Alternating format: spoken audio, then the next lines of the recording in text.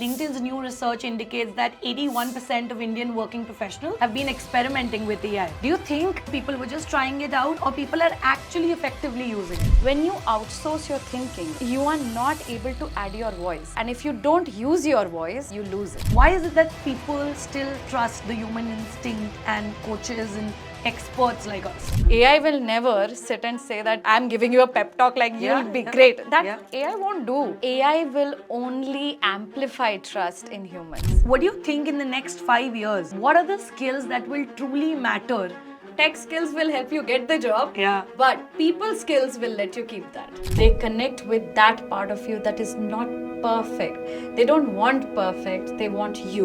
How do you look at this entire scenario wherein it's very common for people to feel burnt out in their mid-career? Research has also shown us that it's not about pay anymore. Millennials, Gen Z, they all want to balance it out. Am I happy doing what I'm doing? Sure. That matters a lot. Hello everyone and welcome back to the Dhairya Decodes podcast. In today's episode, I'm going to be joined by a very special guest, none other than Nirajita Banerjee. She is the Senior Managing Editor and LinkedIn India career expert. And in today's episode, we're going to be decoding something very exciting and something that everybody's been talking about, AI. It's not a buzzword anymore. It's something that is living, breathing and eating and doing everything along with us is what I feel. Everybody's talking about AI. Everyone's talking about how AI is integrated seamlessly into every single sector and domain. But we're still living in a human world. So how much of it is actually still going to be ruled by humans? How much is it going to be dominated by AI? And how are we going to balance the two? Today's episode, we're going to be decoding a lot about how young working professionals and folks in their mid-careers both can leverage AI, and how can you actually find the right balance between human creativity and AI. So without any further ado, let me welcome Nirajita Banerjee to the Dhairya Decodes podcast. Thank you so much, Dhairya. Lovely to be a part of this. It's a pleasure, Nirajita. Yeah. And like I was just mentioning, I think AI as a word in general is, I think it's a part of every sentence that people take today, right? Yeah. Especially in professional meetings, when you're setting goals, when you talk about productivity, work. Why don't we start with understanding, how much of an impact does it have in somebody's work life? Because I remember that LinkedIn's new research indicates that 81% of Indian working professionals have been experimenting with AI, right? Yeah. So do you think it's still just in the testing phase where, people were just trying it out and testing waters, or people are actually effectively using it? I think a bit of both, because first of all, 81% are using it. That's huge, right? Yeah. But also, I don't think many are using it in a very productive way. Most of the people are using it for writing, emails, or maybe drafting some of their CV stuff, or it's still very superficial. True. I don't think they are using it for something groundbreaking yet. Like most of them are not. Yeah. And what they need to do is to stretch their thinking, use it to stretch their thinking. Make skill maps. I have actually heard of people who have made skill maps. They have figured out personalized education plans. So, Wow. you can do that. So, but most of us are not doing that yet. So maybe that is that would be the next step. Very interesting. So I think with that, I would also like to know, I'm sure that you meet a lot of people at work, outside of work, and when these conversations happen, has there been any story where you felt that somebody has actually been able to leverage AI the right way, probably within your network of friends and family? And is there a story where they effectively kind of, utilized it? So many stories there. Like I can't. There's this one thing which I was actually discussing with a friend. Like I was discussing with Hometh also today morning that He's behind the camera. Yeah. So I was discussing with him that there's this friend of mine. She has a kid and she has a crazy busy schedule. Okay. Yeah. And she doesn't have enough time. Her kid is a toddler, and she was on a job hunt. And what she did was she used AI to figure out a personalized education plan to upskill herself. Then she reworked her CV with the help of AI, and then she applied. She yeah, it can also simulate case interviews and everything. So Right. that gave her confidence, clarity, and then she was able to crack the interview. That's So amazing. yeah, exactly. That was perfect. But the best part is she did not use it to replace her effort, Yeah, right? yeah. It helped her free up time so that she can focus on what matters. Hmm. And then she was able to focus on her kid and also the interview preparation. Which I think is a very, I also feel this is a genuine problem and a situation most women face at some point of time in their life, right? Absolutely, absolutely. And identifying that problem, first Yeah, of all, yeah. what you need to do, when you can use it, and then use it to, sharpen your edge. Correct. Not just replace Replace it. So it will not hand you the success. It will just free up time. You will chase the success. Perfect. So, Yeah, well said. Yeah. I think so. This is one case in point of how people are using it the right way, right? But also tell me that I see a lot of people are overdoing it, right? Or probably just like you said, replacing it and making it like, so you're putting your brain on like a proper standstill and pause, and all the thinking is being done by AI, right? Which I think is clearly not the right way. But then, have you seen instances where people are just outsourcing their thinking to AI? quite a few times, to be honest, and that's something I would definitely not encourage, because I'll tell you a personal example. I took an interview and this person wrote a cover letter, and that was pretty generic. Yeah. That's totally fine. But they wrote a thank you note after the interview. Okay. And it almost felt like there was no personalization there. It felt like it was so impersonal. It came across as anybody could have written that, right? Yeah. If that person had written it in a way that, hey, it was great interview, I found so many questions relevant for me, it is an eye-opening thing, whatever, it would make me feel like, yes, I was able to add some value to this person. They joined the team or not, but it helped them in Correct. some way. Yeah. Any interview experience is helpful. You learn from it or you get the job, either way, 100%, right? yeah. So I think that came across as pretty generic. When you outsource your thinking, right, then you are not able to add your voice. And if you don't use your voice, you lose it.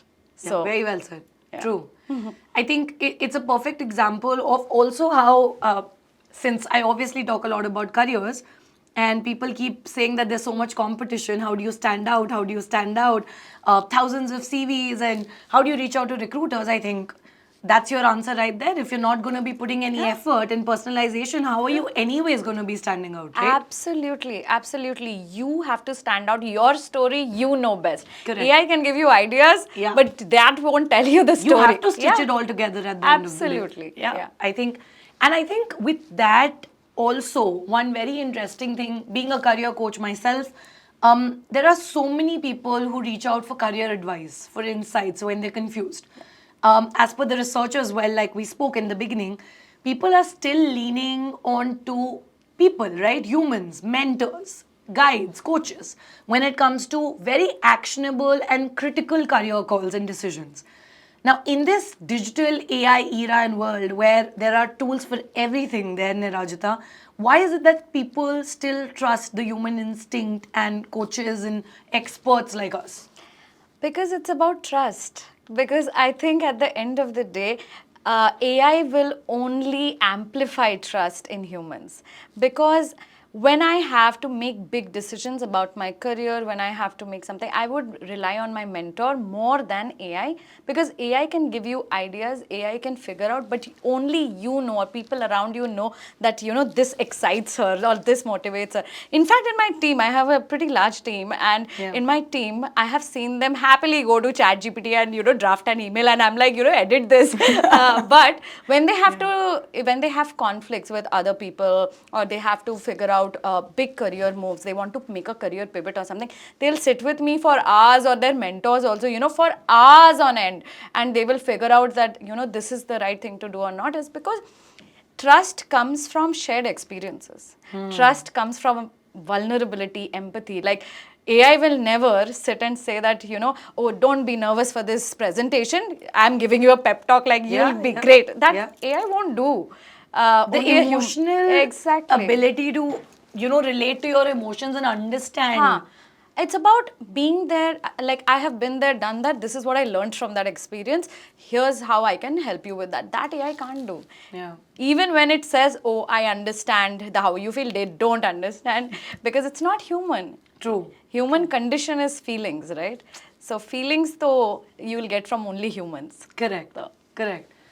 Perfect. So I think while we've obviously spoken a lot about how AI is being integrated in every part, how working professionals are leveraging it, I think I would also want to know that when we talk about students and young working professionals who are probably just transitioning from a college to corporate journey, so to say, how do you think can they leverage AI to the best of their capability without again completely outsourcing their thinking, but at the same time combining AI with creativity and human instinct to be able to still keep up to pace, right? Because there is competition, everybody is trying to apply to the same roles, negotiate with people, etc. Now, how is it that somebody still stands out and makes the two worlds meet?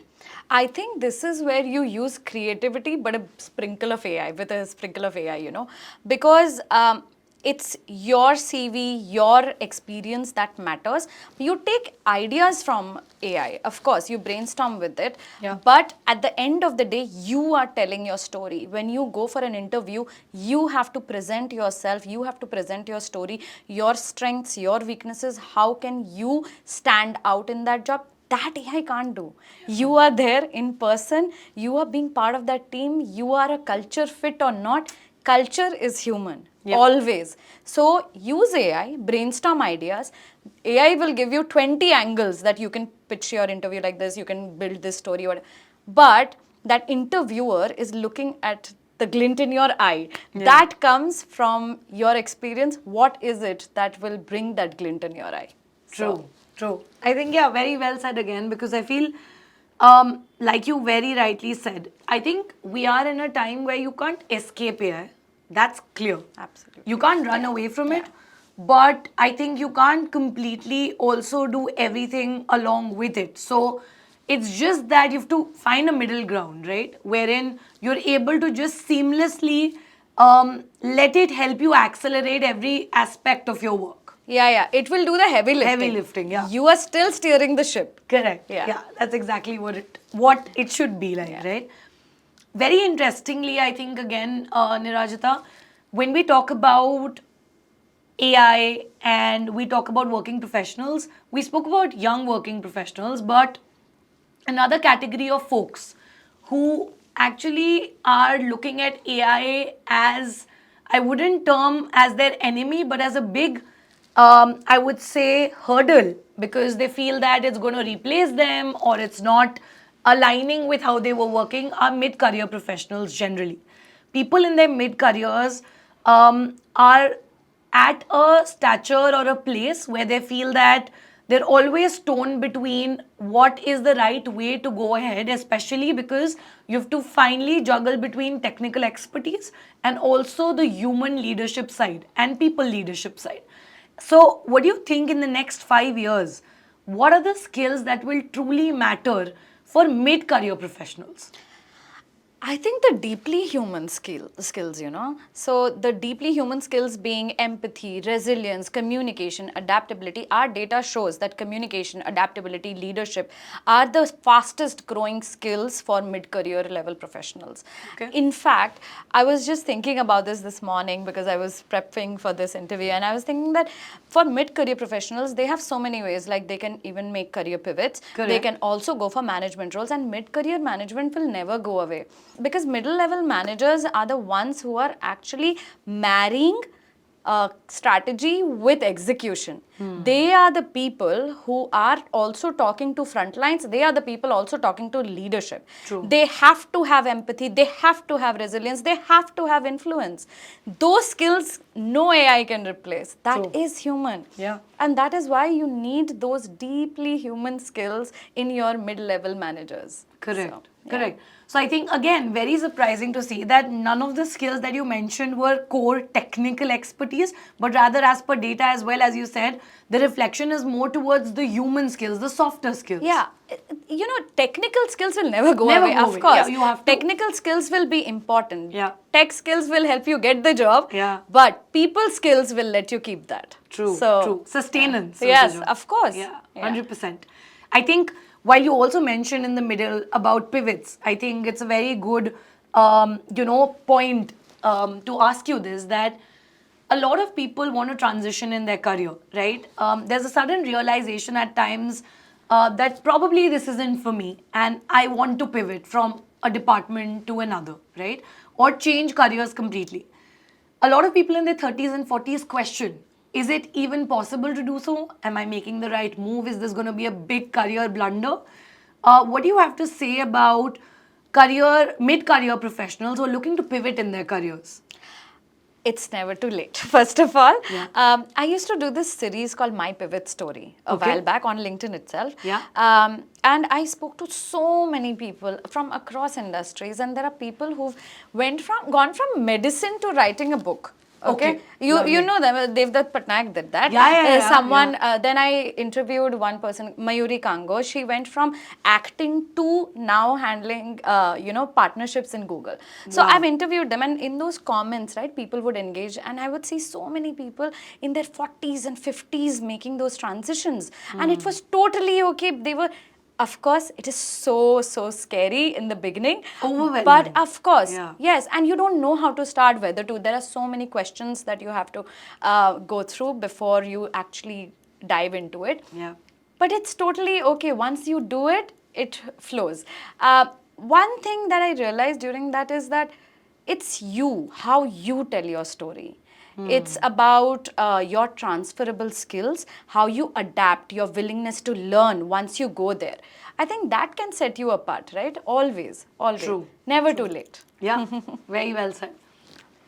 I would also want to know that have you felt that apart from just this hesitation, I just thought I would want to ask you this as well, since you've interviewed so many folks. While you said that obviously the general hesitation and overwhelming feeling that, oh, I've done something for like 10 years, given it, let's say 5 years of my life, is it even worth risking it and then moving and starting from scratch, right?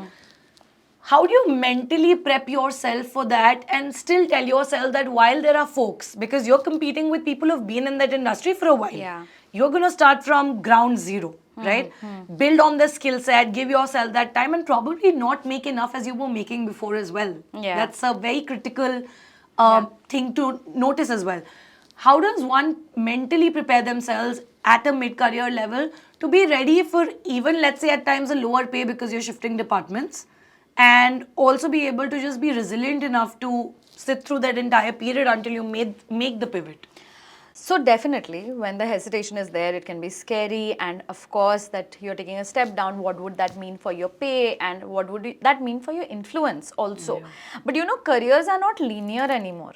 Careers are going upwards. Like earlier, there used to be just vertical, climbing the ladder. Now there's nothing of that sort. Now it's going sideways, diagonally, everywhere. I have seen friends, I have seen colleagues at LinkedIn as well, who have taken a step down to move functions. I have a colleague who is in business development, and she just moved to product management because that is what excites her. At the end of the day, if you are miserable doing what you're doing, or if you are not happy with what you're doing, and if there's something out there that makes you really excited, that motivates you to wake up every morning, then you do that. And of course, research has also shown us that it's not about pay anymore. Millennials, Gen Z, they all want to balance it out with better perks, not just perks, but also culture, what excites them, what makes them, it's not just pay, it's also about the other factors like, am I happy doing what I'm doing? True. That matters a lot. And also, I think if they're feeling valued at their workplace. Absolutely. That's another thing I've seen crop up a lot. Yeah. I've seen my father spend like 3 decades in a In the job, same- in the yeah, same yeah, job. yeah. I've seen days when he's not coming back home at before midnight. I've also had weekends without him because he's working so hard and he's miserable. We are not that generation anymore. Yeah. I want my weekends for my weekends, like doing a heritage walk or going out for a movie or spending time with my friends. I want that. Yeah. So the way we look at work has changed, and that should change the way we look at what we want from life as well, right? Yeah, So, true. yeah. True. I think with that, Nirajita, also comes, we again use burnout as a term very, very loosely and a lot of times just randomly in conversations. And everybody says that you're bound to get burnt out at some point, especially a career burnout. That usually essentially happens again for people in their mid careers because they come to a point where they realize that, okay, am I happy with the work I'm doing, like you said? And it's a time where they also want to evaluate if what they have spent so much time and effort into is what they want to continue doing. Now, with AI coming in, do you think it's further fueling this need for having a balance between ambition, mental health, as well as purposeful work? Because how do you look at this entire scenario wherein it's very common for people to feel burnt out in their mid careers, and then with AI coming in, there's so much happening? So yeah, with the amount of work that we have, I think it's totally justified that people can get burnt out. But you can also, yes, there are times when you can outsource something to AI, but it cannot be very liberally. You have to use your judgment. What can AI do and what you can't? And there's like a zillion things that you can do in a week and then get burnt out by the next week. You are like outsourcing everything to AI. Now there's no balance between the two. So you have to balance out that this is what needs my attention, my vibe. And there are also things that can be delegated to AI. Oh, this is not something that I need to spend time on. This AI can do. I can just edit the draft. Correct. Again, it can create the draft. You have to edit it again. So it needs your vibe. You have to be there everywhere, but you balance it out. Yeah. So, I think most people just miss the last bit, which is they just put themselves out of the picture completely, out of the window. Yeah. It's just AI. you are not outsourcing the thinking. Thinking. Yeah, true. Perfect. I think very interestingly, since we've been speaking about human instinct and gut a lot from the beginning as well, and right, and how do you keep that balance between leveraging AI and the human instinct and gut? Were there any instances, Nirajita, for you, especially wherein you probably leaned to AI for help, and AI gave you a very logical answer, so to say, right? Which is like the perfect, mathematically correct answer, probably. But your gut said otherwise, and you felt that, okay, I think I made the right decision by listening to my gut and instinct. Sometimes AI can be very convincing. So you give them a problem and they will analyze data and they will figure out, oh, this is totally what you should do. It's the logical right route. And you'll also think, of course, sahi bol raha hai ki this is what the data shows, then you should go. But I think most often when it comes to people stuff, right, that is where I trust my gut. I don't think AI can ever tell you that this is what you should do with a person on your team. So there was this one instance where the logical route was to, change someone's role, put them on another job because they were not performing as well as we had expected. But then my gut was like, nahi, let's wait. This person needs a bit of time. Not every human is the same. Their pace is different, but they'll get there. So I waited a bit and believe me, with time and trust, that person flourished. Like they became one of the high performers on the team. They just needed to know that someone believes in them.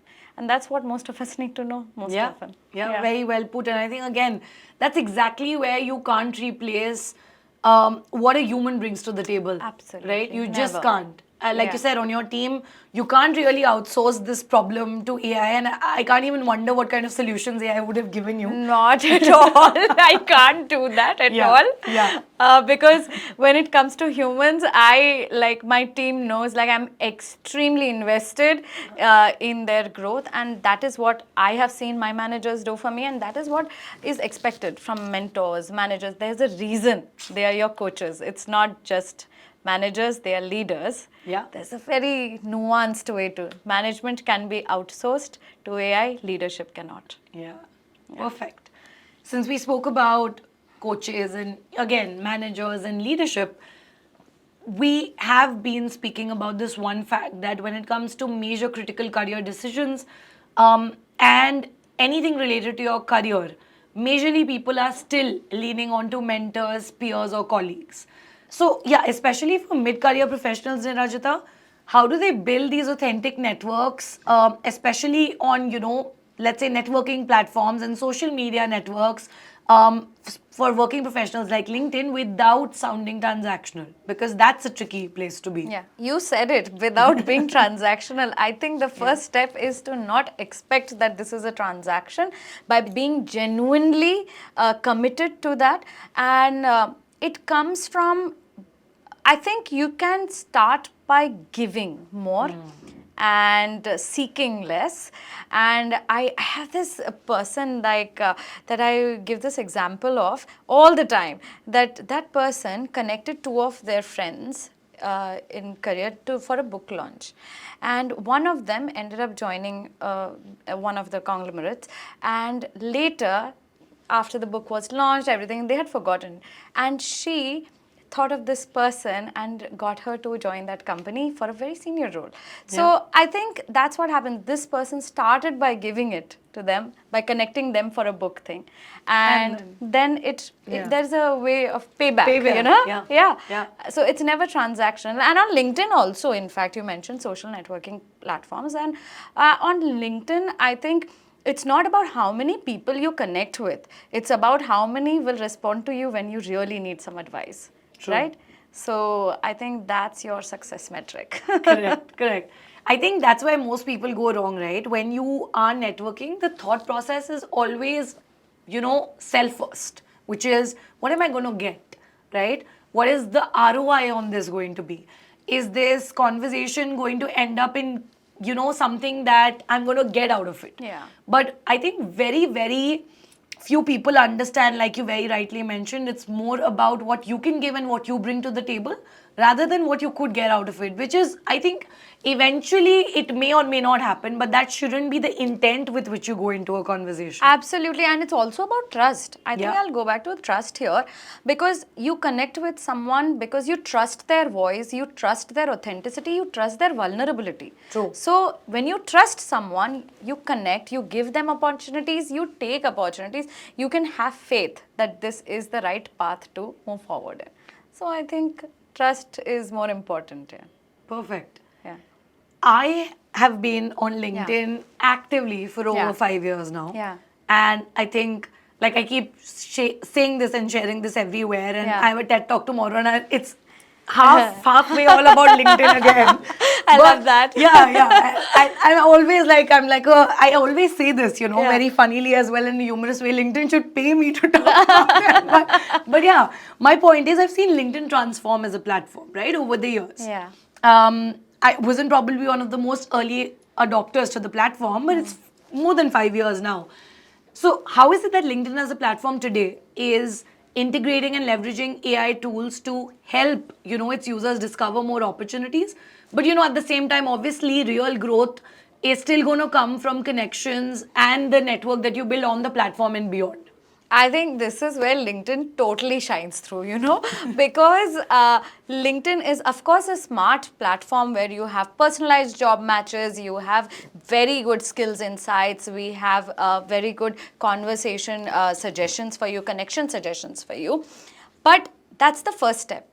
The actual magic will happen only when you start doing the second part, which is the conversations, the coffee chats, the mentorship, everything that follows. Like, say for example, I've seen this so many times that someone finds a role through the AI powered job match, right? And then after that they discuss with their mentor, what should I do, should I apply for it, and that hesitation, that should I do, should I not do, that part, Yeah.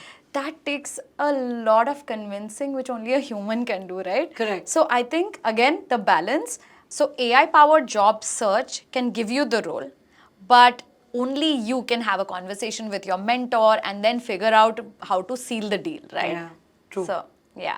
No, and I think also the fact that platforms like LinkedIn, where you have working professionals of all age groups, right, and even students coming in and consuming content, there are experts sharing career advice, sharing business insights, and there's so much to look forward to. It's extremely important to also leverage all that the platform has to offer in terms of whether it's resources, in terms of new updates, features, etc. Because I feel at the end of the day, it's not one particular thing that can guarantee success in your career, right? It's going to be an amalgamation of a lot of things coming together and you just making the most of it. Absolutely, absolutely. One of the things that we have these profile best practices. Of course, updating your profile is great, but they also, when people come to your profile, think about networking opportunities. You send a cold email, they come to your profile. The first thing they'll see who you are, again, face is so important. Again, what you're sharing. Are you sharing insightful content on the platform? Are you sharing your story, who you are? True. What do you stand for? Yeah. That is all in your profile. There are different, aspects to the profile also. And also there is this about me section. There is an AI prompt there. Yeah. But people generally go so verbose there, and there's a read more that comes, but nobody has the time to go through so much. So always keep it crisp. If you keep it crisp, people will just go through and they'll be like, oh great, this person is great with this and this is what they stand for. True. No, I agree. I think the About Me section is probably just like, I would say, a very small elevator pitch or the USP that somebody can highlight when it comes to their career. Because, like you said, people don't have time. And in this busy world, they just want to get a gist of what matters to them. And if you're able to highlight what exactly you could probably come to use for them, right? They'll just reach out to you. That's how people get inbound job offers. That's how people are able to leverage platforms like LinkedIn, and that's how I am also able to make money on LinkedIn. So you have to have a good About Me section. Yeah. Yes. I think with that, Nirajita, we've been talking about careers, right? And that's what my podcast is all about, and that's why we have you here.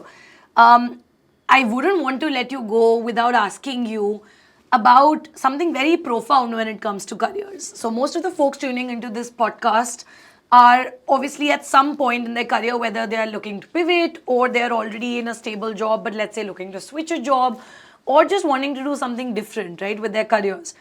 Is there any advice that you'd like to give them when it comes to leveraging LinkedIn the right way as a platform, especially in 2025, in order to elevate their career and to be able to utilize it to their full potential?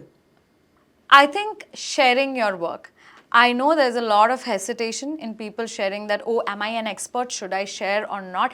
But that is exactly when you should share. Share your growth. Talk authentically about what you're learning. And learning and growing, that is what will stand out to people, that will inspire others as well.